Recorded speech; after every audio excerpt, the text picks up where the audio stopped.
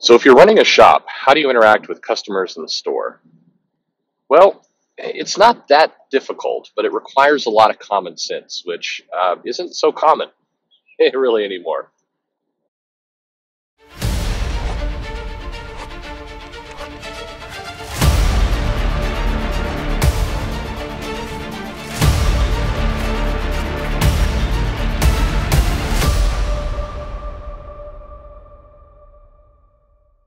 Hey there, this is Perch. Running a comic store in many ways has a lot of similarities to any kind of customer engagement, any kind of experience that you're going to provide to your customer or your guest.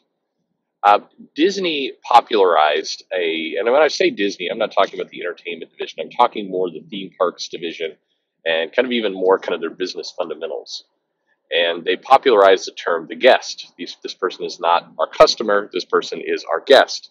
And the idea is that it changes your kind of mental model of how you're treating the people who are coming to give you their money, that you're treating them like a guest, that you're trying to make sure they're welcome, that trying to make sure their needs are taken care of, trying to anticipate their needs, and trying to make sure that you're sending a message that they are important, that you're glad that they are giving you their business, and that you are not going to be walked all over. A guest can't treat their hospitality poorly, but still you are there to provide a service or an experience or something bigger than just taking their money and saying thank you, goodbye, or not even that in some cases.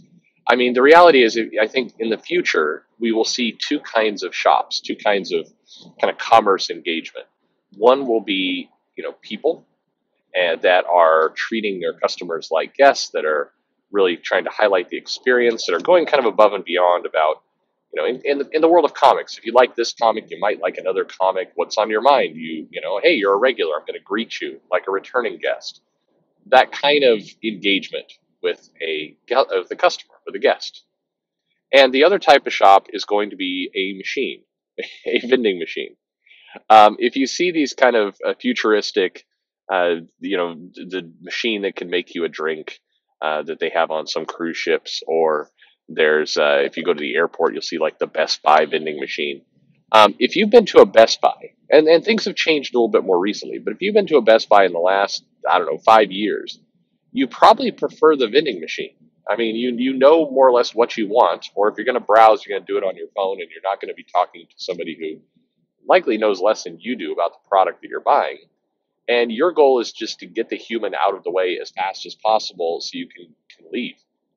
It's why the convenience store died in favor of the pay at the pump gas station. If you can just do it yourself at the pump with a robot in the gas pump, why in the world would why in the world would you want to go in and talk to somebody? Ooh, what kind of crazy world is that? So with comic shops, the comic shop of the future is definitely going to have that customer engagement, but it's not the future. It's actually right now. If you're in the comic store business and you're trying to interact with your guests, there's certainly you have to balance a number of things. On Wednesdays you have less time for chit chat. Wednesdays are transactional. People coming into your shop on Wednesday oftentimes want to get their comics and move along. They're coming in on a day that they know is busy. They're anxious to read the comics right now. And while some will like to stay and talk, and that's kind of a common, the comic shop is like a bar in that the retailer is your bartender and is able to kind of listen to your problems and recommend things. And that's kind of the environment and the vibe that a lot of guests want in a comic shop. But Wednesdays is transactional. So you have to juggle, you don't want to be rude, but you also want to prioritize throughput. You want to prioritize making sure people are getting their pull boxes, people are getting things promptly, and off they go. One of the things I've gone back and forth, these are going to be small little details, but one of the things I've gone back and forth on is, should the store employee memorize the customer's pull box number? I mean, sure, but there's also, I've noticed, this is just psychology, I've noticed a sense of pride when the guest comes in and they say, I'm box 24 or I'm box 118. And there's kind of a sense of, even if they know you, they like to call out that number. I don't know why. I don't know what it is about it. Maybe it's that they feel like they're part of something. But there is that kind of environment. But memorizing these things never hurts. Memorizing the name, if you can get around to that, it's even better. Details like, more importantly, some people say you should memorize their family or their, who their friends are, they're going to college or what have you of that customer. But I think more interesting and more valuable is memorizing what they like. Like, hey, this customer always seems to come in and buys nothing but DC.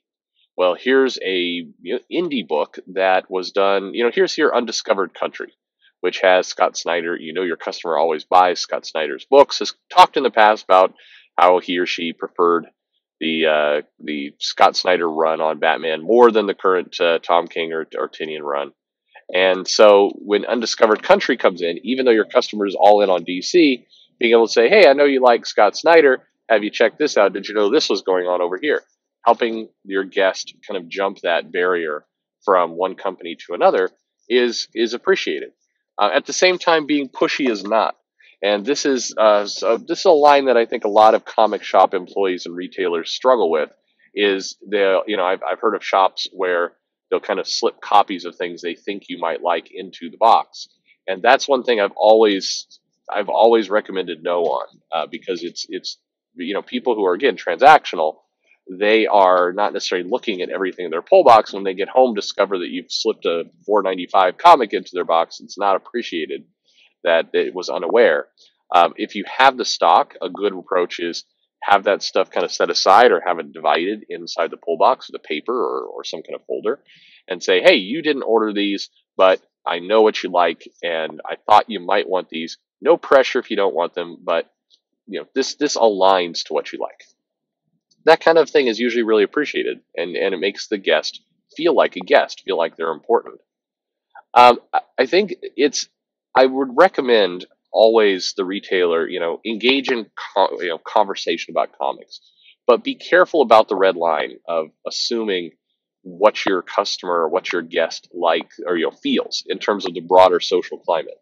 So by this I mean I can't tell you how many shops I've gone into in the Pacific Northwest, more in Portland than Seattle, where the comic shop owner will have like an F Trump pin on list shirt. And the reality is, look, even if you're in a heavy, heavy anti Trump district, if you're serving 20 people, one of those people is bound to be a Republican. It's just that by sheer nature of odds, you're going to have people who are coming in who are going to feel like you're pushing your view onto them. And remember what I said earlier about being a guest and treating your customers like guests. Well, one of the aspects of treating your customers like a guest is to not make them feel like they're having to conform to your ideas. And whether it's politics or whether it's comics, I've had customers or complain.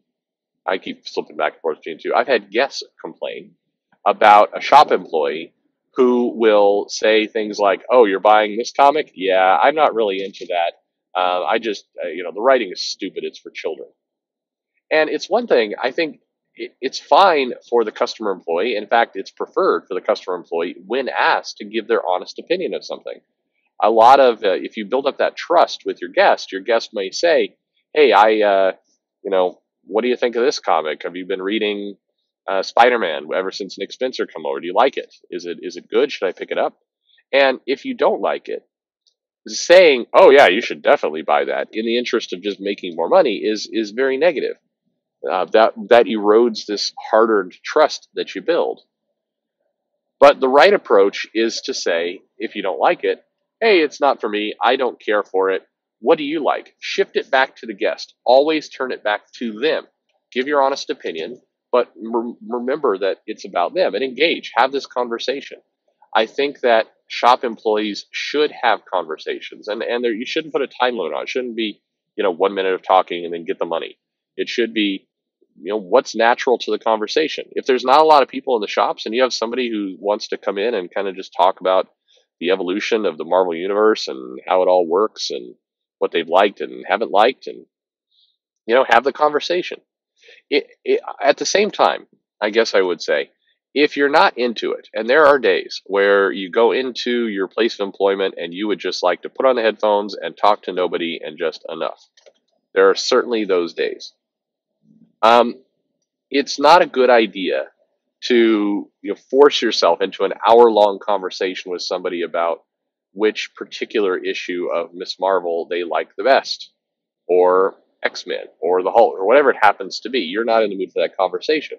So again, transparency and honesty is a good policy with your guests, saying stuff like, "Hey, I like this. I'm feeling a bit out of under the weather a little bit. I'd love to talk to you about this another time." Or just, "Hey, that's really cool. I'm glad to hear your thoughts on that. We should definitely pick up this conversation later. I've got a bunch of stupid homework or assignments I have to do. I've got a bunch of administrative junk I have to do." I mean, again, don't lie if you have nothing, you just don't like this person, but just shifting the conversation away in a pleasant manner is a good plan.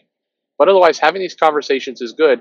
At the same time, remember, you are serving many guests. You're not serving one. I mean, if there's one in your shop and only one in your shop, then yeah, you're serving one guest. But if you've got 10 people in there, be very, very cautious of the one guest, the one customer who just wants to sit there and narrate at you for 2 hours while you are trying to serve other guests. Their needs are as important as your talker. And even if your talker is, your most strongest pull box customer you have, you definitely need to treat them with respect because they're giving you a lot of money. But at the same time, you can't let them, subvert or destroy the relationship that you're having with the other guests in your store. You have to make sure it's balanced. And again, most people will understand that. Just say, "Hey, I'll get back to you in a second. I want to make sure I'm helping everybody here. I want to make sure that everybody's getting what they need." And that kind of comment actually works both ways. Usually, it sends a subtle but polite message to the talker that, "Hey, you've got some other things you got to do, and no offense, you're happy to talk, but you're consumed. You got to do your other job too." And the guests who are overhearing that feel like, "Hey, good, I matter as well. I'm part of this store experience. I matter." Um, it's not uncommon. I do. It's not secret shopping, but I'll go and I'll visit as many comic stores as I can. And if I'm traveling or I'm somewhere I see a comic store, I make a point. I pull over. I go in. I check it out. I would say 50% of the time I go in and I get a hey, or nothing, no kind of greeting at all from the people who are working there. And then I kind of browse a little bit and look around and kind of see what's working, what's not, and kind of put some thoughts in my head. And then I leave. I'm like, "Oh, thank you very much." And I get the, "Yeah, thanks for stopping by." And oftentimes the person's not even looking up from their magazine, or maybe they're playing some kind of dice game with somebody who's sitting behind the counter who doesn't look like an employee, but it's there anyway. That kind of stuff turns me off, and it turns any guest off. Remember that a lot of people coming into a shop for the first time, even if they're a comic collector, are kind of sniffing it out. Unless they are completely held hostage and you're the only comic shop within 100 miles and people have to come to you if they want a local comic shop experience, there people are willing, if they're going to have a good relationship and they're going to be treated like a guest and they're going to have a good experience, they are willing to drive an extra 20, 30 miles to get their comics from a shop that treats them well. Especially if they become a pull box customer and they don't have to come in every week. And a lot of customers, kind of slip into that zone.